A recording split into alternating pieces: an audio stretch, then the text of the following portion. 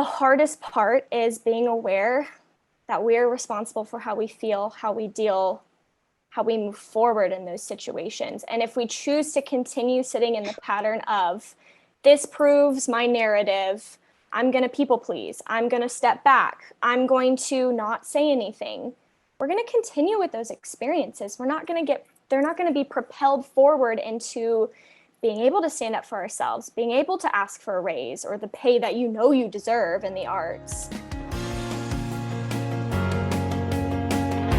Welcome to Point to Rise, your podcast that gives you permission to dream big, take messy action, and turn your talent into profit while turning your back on perfection.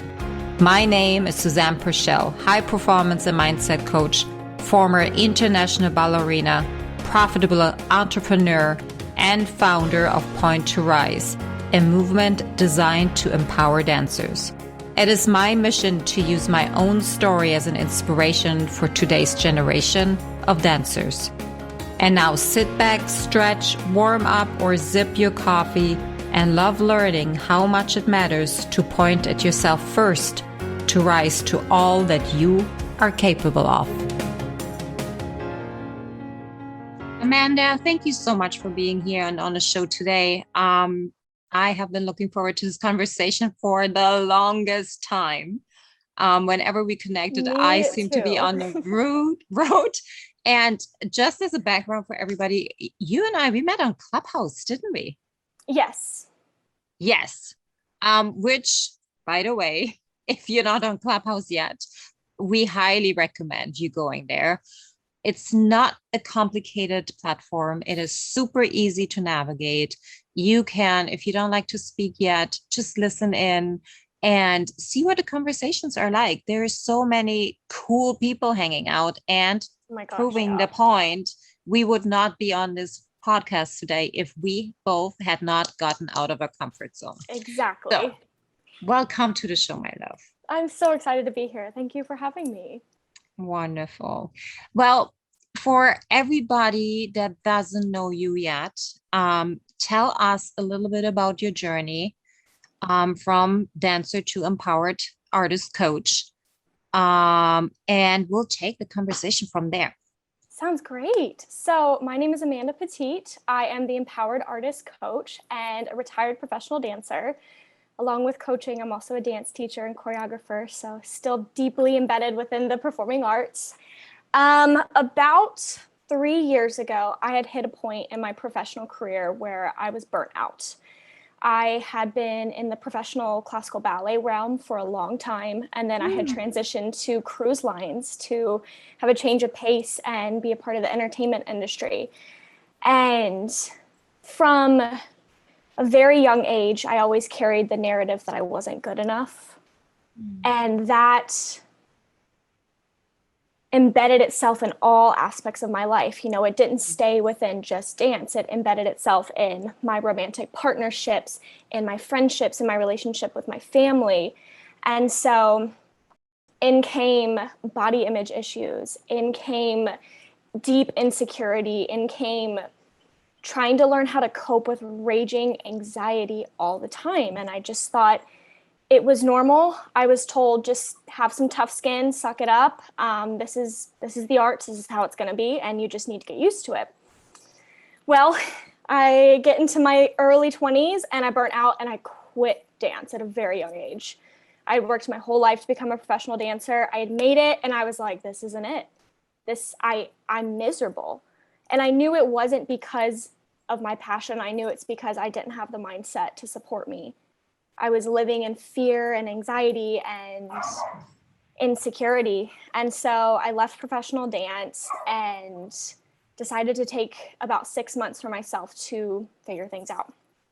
And I was battling with feeling so guilty about quitting dance, but I just couldn't do it anymore. I didn't know why. And I was listening to a podcast one day and I found a confidence coach. I had no idea what coaching was 3 years ago. I didn't know it was a thing. And I didn't know what a confidence coach was. And long story short, I ended up spending 2 years with this woman and more. Still continue to keep in touch with her. And there were so many mindset blocks that kept me from being confident, that kept me from being able to trust myself, that kept me from actually enjoying my life and being present. I was so fixated on not being good enough, fearing the future, fearing what people thought, people pleasing. And so it took 2 years to unravel all those wounds, all those blocks, really work to dive into the subconscious mindset that I was holding on, get all that gunk out and reframe it and start to live my life from that space. And so after experiencing that, I knew this is what females of the arts need.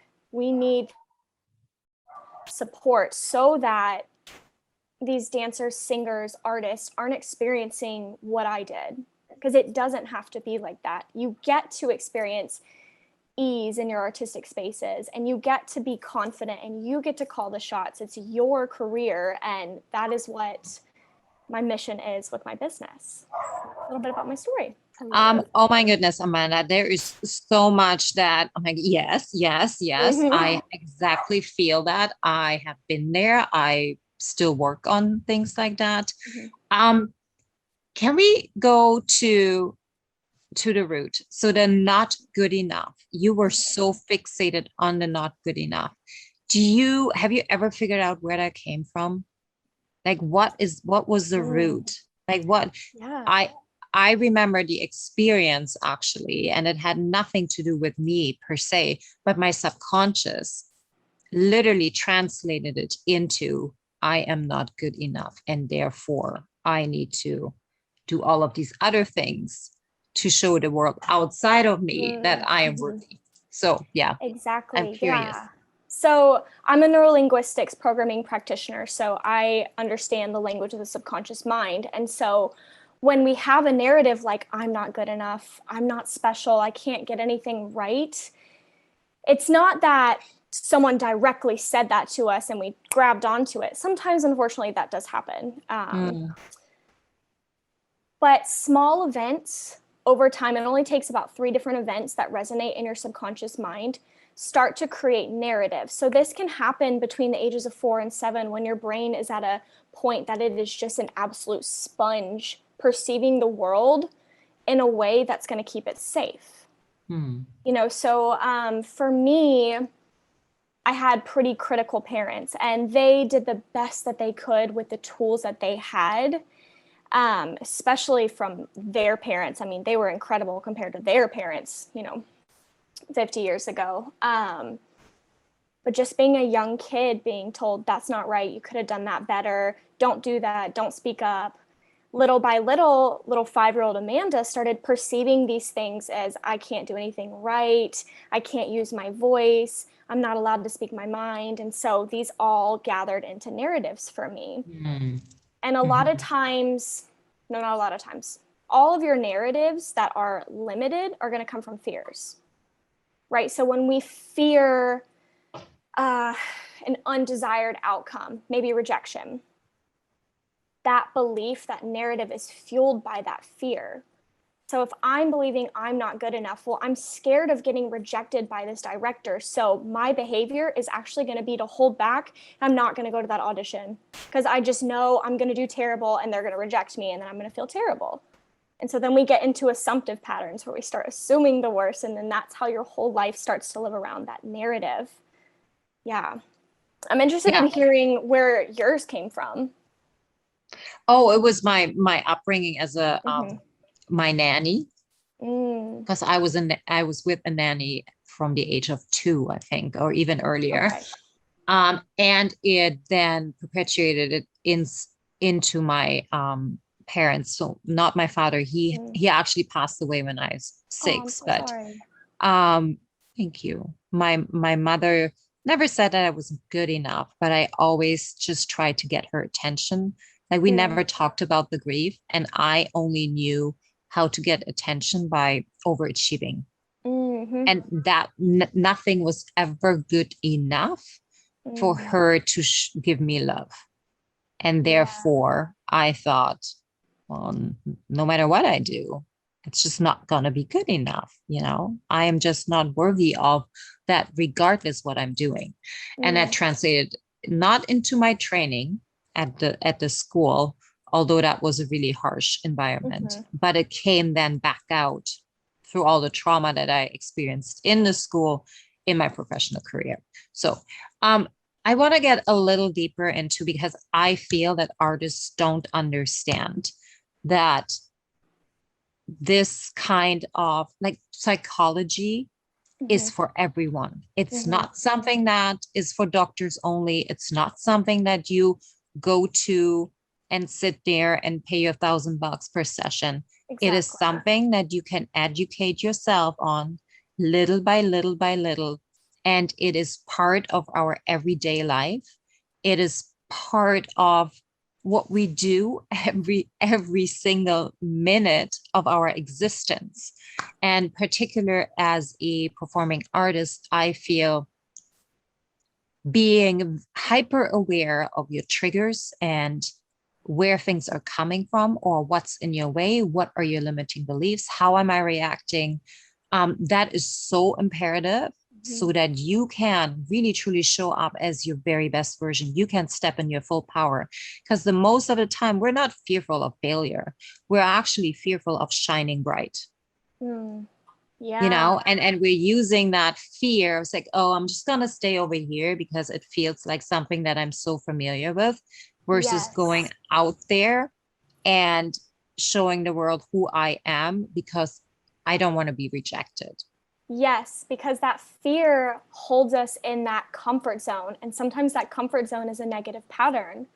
And that's why it seems so daunting to step out of your comfort zone and shine, like you said, because, when we're holding on to whether it's limiting beliefs or old narratives, fear, your subconscious is finding safety in that. Yeah. It deems that as very important and very safe, and shining bright.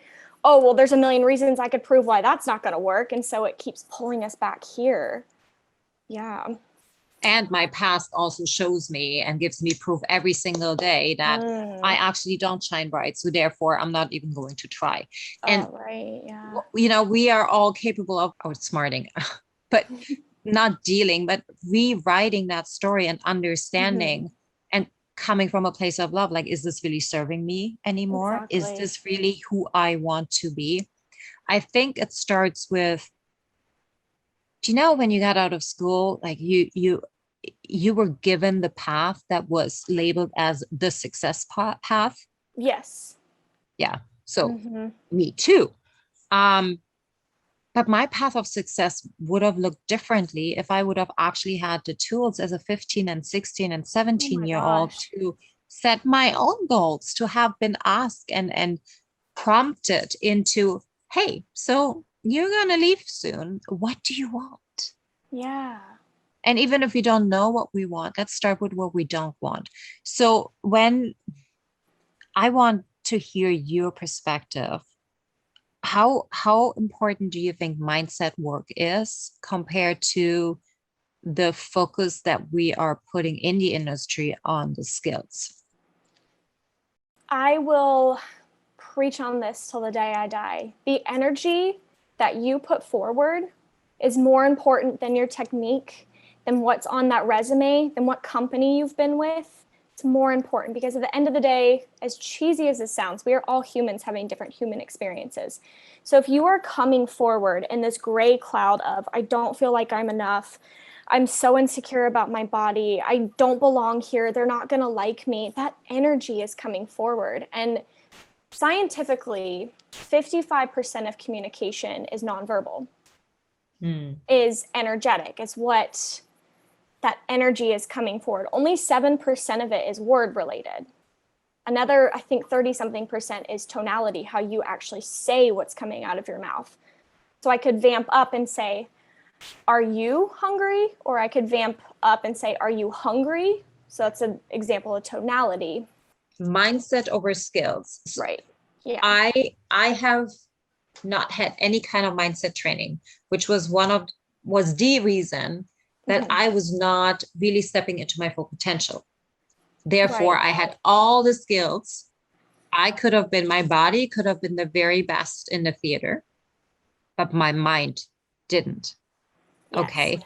And there's a saying out there, mindset is 80% of the 20% to success. Why are we not putting more empathy on the mindset work in schools, in their companies, after the whole self-development train, then getting to know yourself is so imperative for artists to step into everything that they're capable of. And yet we are denying them that very same thing. Right. I think it comes down to people not having the proper tools. You know, this isn't widely common in the arts, or else we wouldn't be seeing so many rampant issues going on that we all know still happen in the arts, whether that's inclusivity, body image, typecasting, all of those different things. Mindset tools are going to be readily available the quicker that other people start to dive into them and are willing to put them forward, whether that's setting an example, you know, doing your mindset work, investing in a mindset coach, and setting an example for other people, whether that's becoming a coach. You know, as a dance instructor, I have a lot of methods that I use that a lot of older instructors and directors are like, you let them have a voice, you let them tell you they're having a bad day and want to sit down. I'm like, yes, they need to learn to make decisions on their own, to respect their mental health. And so it comes down to just having the tools available for the upcoming generation of artists and the current artists that are working professionally. And yeah.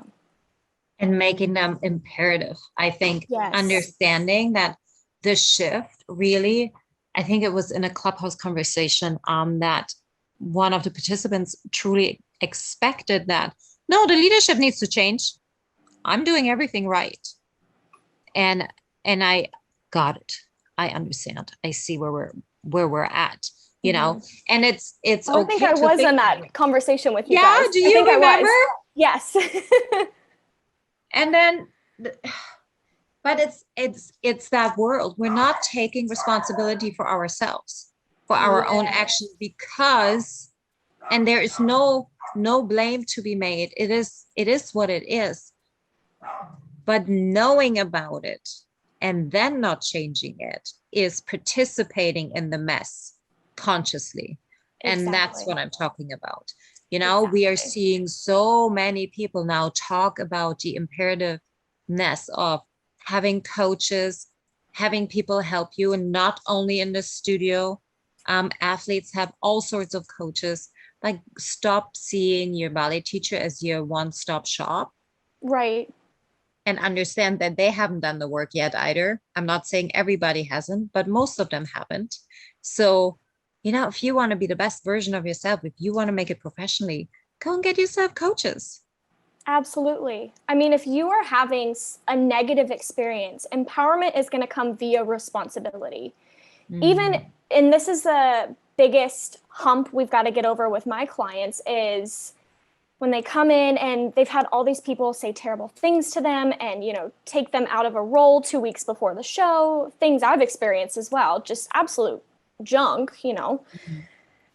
The hardest part is being aware that we're responsible for how we feel, how we deal, how we move forward in those situations. And if we choose to continue sitting in the pattern of, this proves my narrative, I'm going to people please, I'm going to step back, I'm going to not say anything, we're going to continue with those experiences. They're not going to be propelled forward into being able to stand up for ourselves, being able to ask for a raise or the pay that you know you deserve in the arts. I mean, hello, that could be a whole nother segment. That's like a second podcast. Yes. But that's why that mindset work is so, so critical, because your mindset will create your reality. And you can either choose to stay in experiencing the junk that does happen in the arts, or you can choose to have a mindset that's going to support the life that supports your desires of confidence and authenticity, spontaneity, luxury. I mean, we could imagine luxury as an artist. We don't have to be starving artists, you know? Oh yeah. Okay. Now you poked the bear.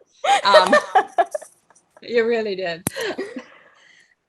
Which is the best proof of this is yet another narrative that has been passed on generation by generation by generation, and people are Yes. buying into it that, oh, I can only be an artist if I have two side jobs and trading my time for money to pay my rent, because my artist job just can't do that. Companies just don't have money. They don't know how to Yeah. pay me. I'm just gonna go buy my points just myself. And health insurance, oh no. And I should get a massage, but I can't really afford it. Like taking care of myself doesn't work. Right. Okay. So this is where the victim or being the victim has to Mhm. end. And Right. that was such a huge lesson for me. Like, I didn't know. I didn't know I can choose my thoughts. I didn't know I can choose Hmm. my beliefs. I was under the assumption that, well, everything is just going to be brought to me, and then I'm just going to take what I think I can get, versus Right. let's create my life the way Hmm. I want it to be. And I Right. think that's our most important message, not only today, but every time you or I really show up, is that you have a choice. We all have a choice. We can create whatever we want to. What makes the difference between dreaming of it and actually becoming your reality is that you choose. You make that Exactly. choice that it is going to happen. Exactly. Yeah. And sometimes that choice of what we desire is so far out of left field that you do need a little bit of support to get you there. That was with me. When I first came to my confidence coach, I was struggling with romantic partnerships. I didn't feel like I could trust any man. And so Mm. what did I do? I was sabotaging every single amazing partnership and man that I could have trusted. Yeah. And I just kept telling myself, you know what? The right man will come. The right man will come. He'll reassure me all the time. He'll give me all the validation I need. He won't be annoyed by it. And eventually it hit me once I started interacting with my coach. This is my problem. Like, that's not them. This is me. Right. And had to Yeah. take radical responsibility to change my life. So I'm not just waiting for it to come to me, like you said, but to actually have guidance to go after it.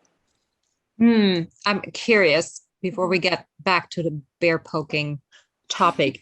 Who is your coach? Your Her coach? name is Natalie Karen Seha. Oh, interesting. I've never heard She's of her. I'll she's look her up. amazing. She's transitioned to confidence and feminine embodiment, I believe is her title now. And all her stuff is so amazing. Excellent. Okay, so knowing when we were talking of not feeling enough, Mhm. it also translates into your life in your earning capacity. So this is what I learned, because you really think you only worth $350 a week, or you Oh think my you have God. to pay for your apprenticeship, which by the way is out there, while your director's making high seven figure At least salaries. seven figure. Yeah, six actually. Sorry, I did some No, no, I research. was saying at least. I mean, I'm sure several people are making eight figures. I mean, So I looked up a few, mhm. like New York City Ballet, and they made like anywhere between 600 and 700,000 a year.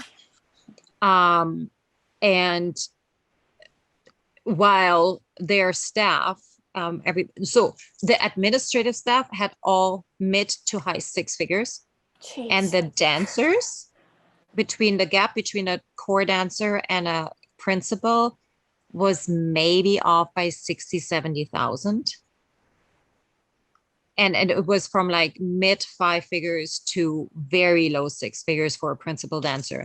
Right. And And that's New York so, City Ballet. I mean, that's the ballet. you know what I mean? Oh yeah, it's so good.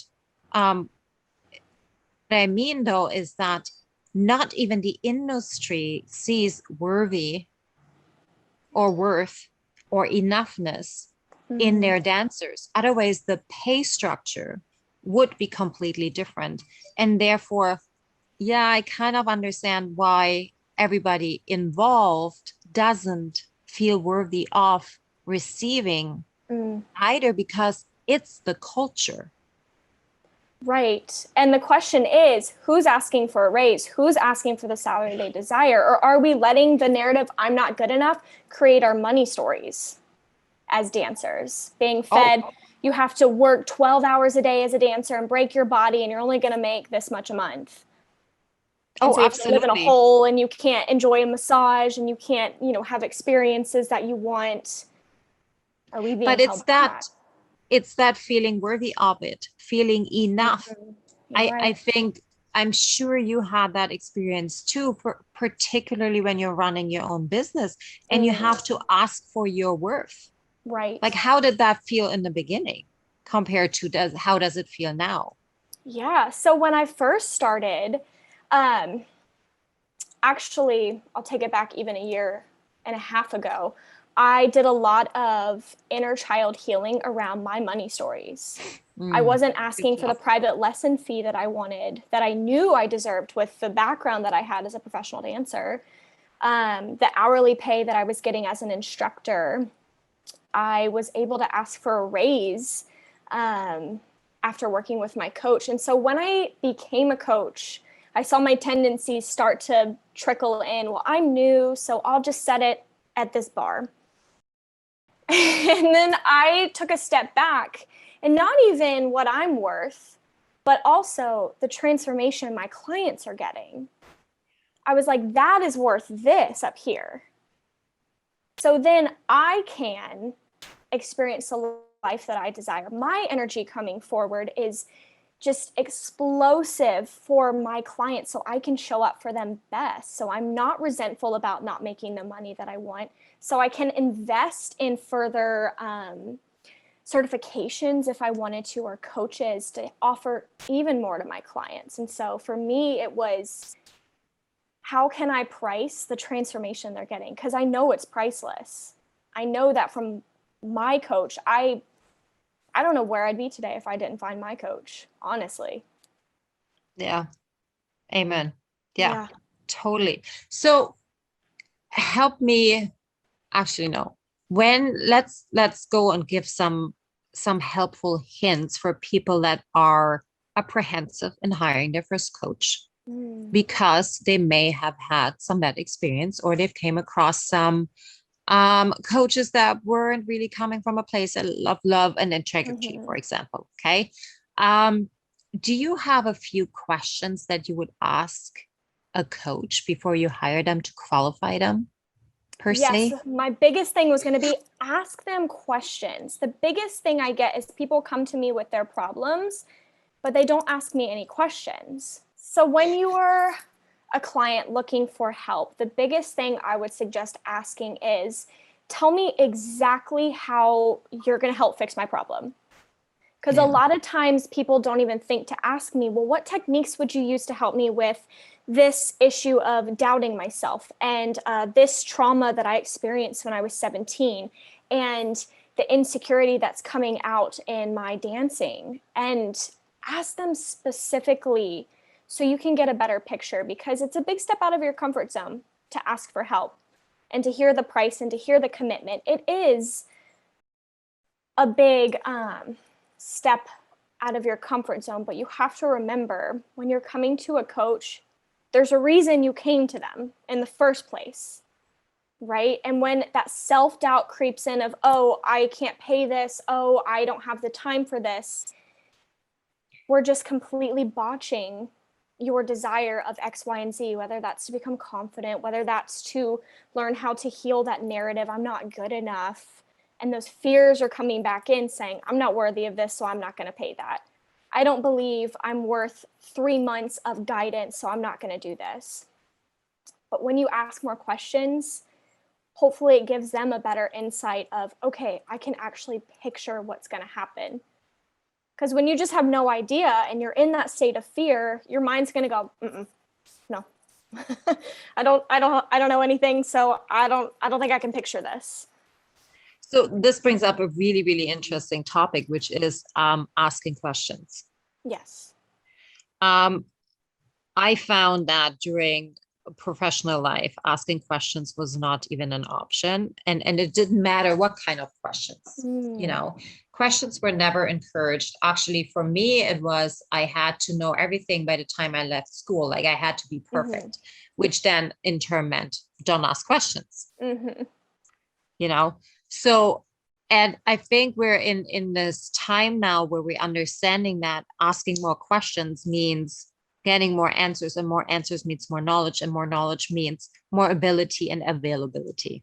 Yes. So let me go to when you already made this commitment to hire a coach, here are some of the questions that I would be asking. So who were your past clients? Where were they at? Yeah. How did where are they now? If they can't give out these kind of informations, then ask the question if they would be willing or to apprise a few names so that you could connect with them and ask about the experience. That's a great one. That's so funny. It just popped into my mind. I was like, ask for client stories, ask to get in touch with my current clients, like talk to them, because that really helps to connect with another artist who's going through the same thing. Exactly. And not just use what's going to show up on social media, but really actually talk to these people one-on-one. Right. If your coach isn't open to that for me would be a little bit of a red flag. Right. I don't know about you, but I would never ever say, please go ahead. Like here's the list. You call whoever you want to. Right. Yeah. When someone is in contact with me, the first thing I'm like is let's hop on Zoom. Let's hop on a discovery call so we can like personally relate and chat about what's going on and see if we can craft up a game plan for you. And it's not everything is a fit, having a coach is getting into a relationship. Like you are handing over most of your trust, and therefore it needs to be a fit. Right. So another question that I would ask is who's your coach's coach? Like what is their next level of evolvement? Like where they're going, what's their interest, where they're drawing their information from, right? Exactly. Yeah, because you can't expect someone to invest in you if you haven't invested in yourself. Because what kind of leadership example would that be leading? If I didn't have a coach, if I didn't invest for so long in my own well-being so I could lead other people, then why would I expect them to invest in me? Yep, exactly. And I think at this point, it is so imperative to understand that investing in yourself will always, always, always, always have the biggest return of investment. Even if you don't believe it right now, even if you doubt yourself, even if you think, oh, I could never live up to that. And you know what? And even if it doesn't show within 6 weeks or 6 months, it will show down the road. It will perhaps save you from falling into a big hole when you stop dancing or performing. Right. All of these things, like nothing happens by accident. Everything happens for a reason. It's all happening to you and for you. Yeah. Yes. Okay. So let's shift gears and let's talk about what do you actually really work on with your clients? Like what is the overarching theme that you're seeing most of your clients are really struggling with, and how can we actually maybe put a pin in it and stop this? Yeah. I would say the biggest themes that I'm seeing right now in my clients and people I'm in contact with as an artist is comparison, being your biggest critic. And I would say people pleasing is a very big one. And that comes out in the form of caring what people think, especially your directors, not speaking up. Those are my 3 biggest things that I've been observing. Oh, yeah. And that's all really constructed by the industry. I mean, it's been fostered for decades and decades and decades. And especially women. I mean, we're taught as just young kids in society and in the arts, like you show up on time, you stay quiet, you color inside the lines, don't play in the mud, don't be gross. And then men are, well, boys will be boys. like, like we're instilled at such a young age as females with that story that we have to fit all those things. We have to please people. We have to be in comparison. We have to criticize ourselves so that we can prove we're good enough. We can prove ourselves. Yeah. I can so relate. Like, and that's a topic that I have to still find a little bit more love around, because it makes me still trigger. Not very, very unkind words will come out, because I had some experiences in corporate where being a woman meant be treated differently than my male counterparters, right? So but we're doing it in the industry too. Boys don't have to pay, girls do. We just keep following the narrative. We just keep doing it until somebody understands that what we're doing is not inclusive. Like, we're not only separating between skin colors and ethnicity. Beautiful. Ethnicity. Oh, ethnicity. Well, no, it's not gonna happen. Between religions and beliefs and but also by gender still. Yes. Male counterparts in any company that I have been in always had $50 to $100 more at their salary at least per week than I had. And I was working my year off and they weren't. Yep. Like, I was doing the white act, they weren't. You know? And I experienced that too when I was in the conservatory, full-time training. My male counterpart was making money. He was making what a quarter ballet dancer was making, and we were still in the conservatory, just, to keep him there because he's a male. When I went to the cruise ship, I was a new hire. That's a first timer. My male counterpart was making, I want to say, double what I was making, and he was a new hire. And I had spoken about it with a male counterpart, and they were like, well, like, it does suck, but it's also supply and demand. Like, there's more women than there are men. And I'm like, but here's the thing. We aren't saying anything about it.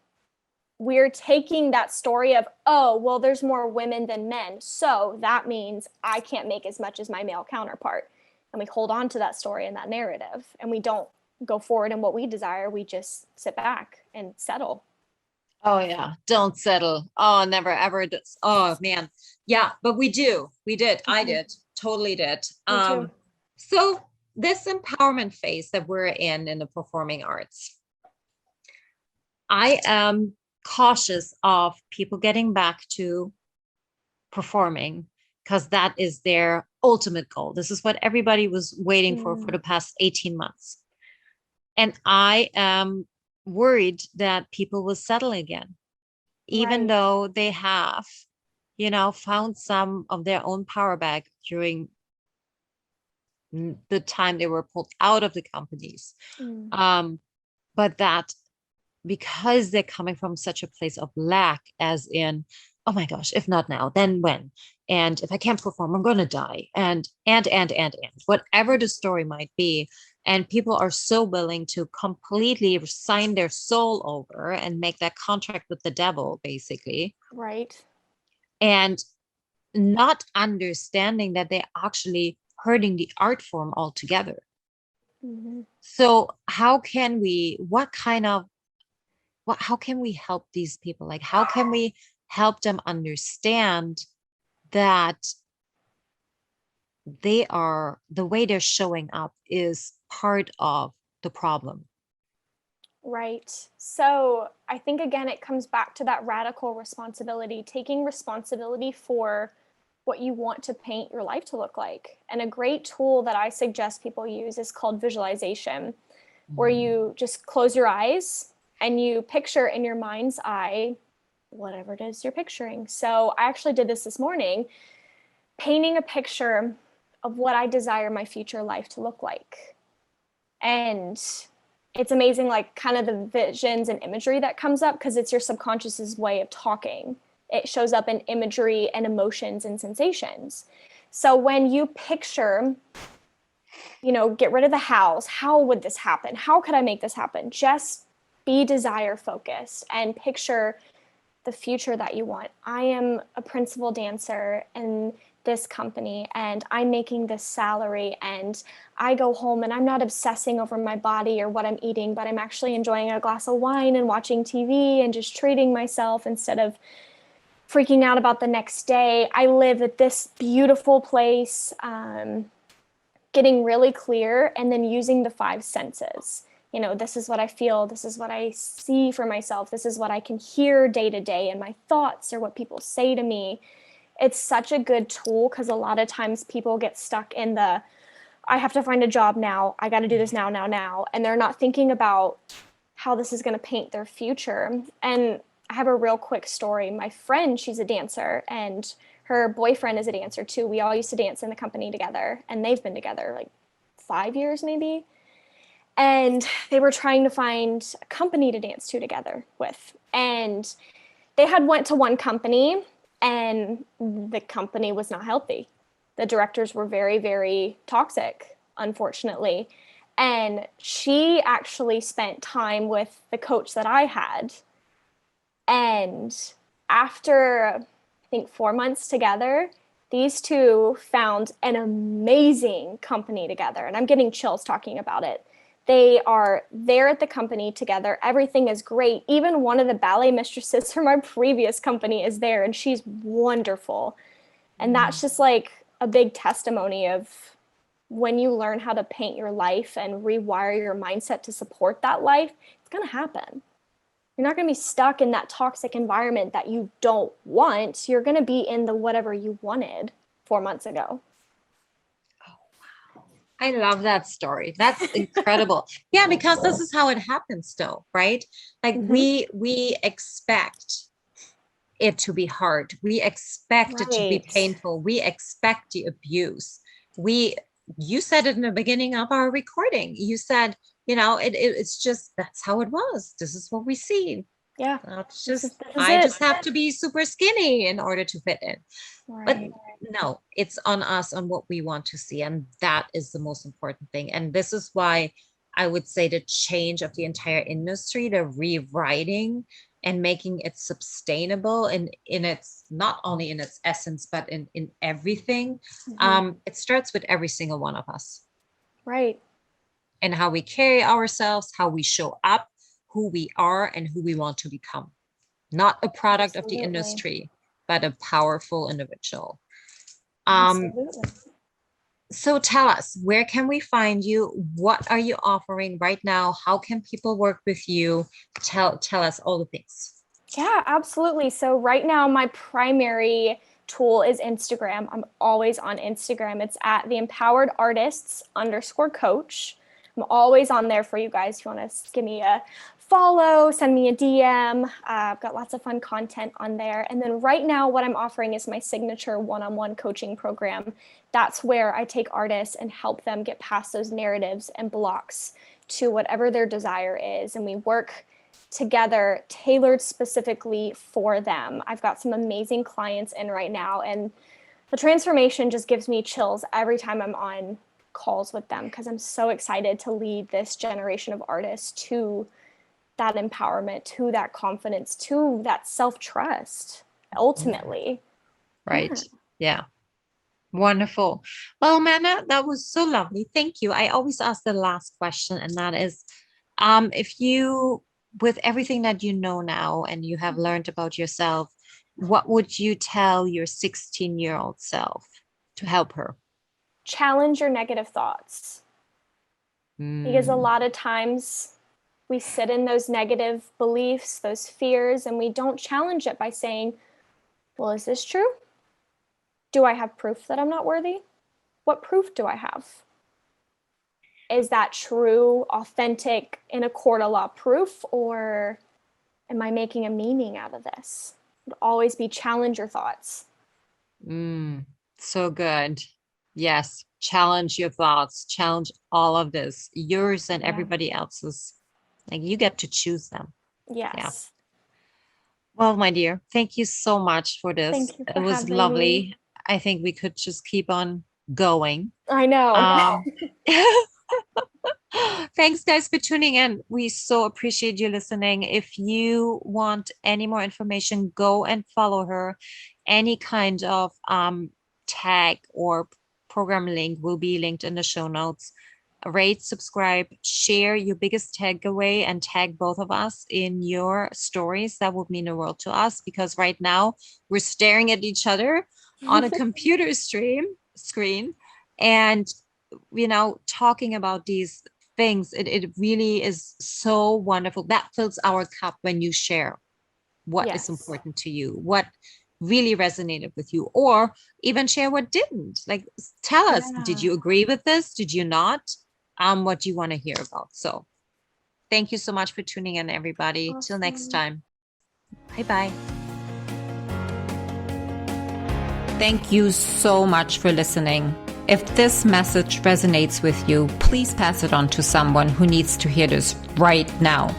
And if you like what you've heard, your feedback will go a very long way. If you just take 30 seconds and leave me a 5-star review, that would mean the world to me. Till next time, point at yourself to rise to all that you are capable of.